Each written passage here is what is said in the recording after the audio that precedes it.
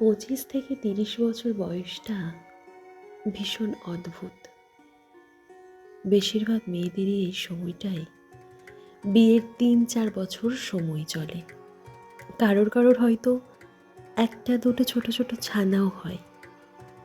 হয়তো তখনও সংসারের মায়ার ধাঁধায় কেউ আটকে পড়েনি। তবু হঠাৎ হঠাৎ করেই আয়নায় চোখ পড়লে সেই কিশোরী বেলার মতন অনেকক্ষণ তাকিয়ে থাকা আর হয়ে ওঠে না। এই বয়সটা ভীষণ একলা, ভীষণ হিসেবি। 18-র তরুণীর মতন চাইলেই দু চোখ ভরে কাজল পরে ঝুম বৃষ্টি ভেজার হয় না, লোকে ন্যাকামো বলে।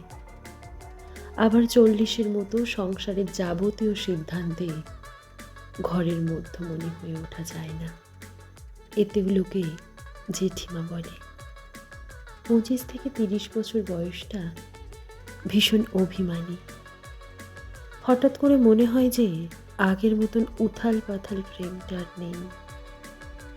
প্রতিদিন প্রতিদিন নিজেকে একটু একটু করে বদলাতে থাকা।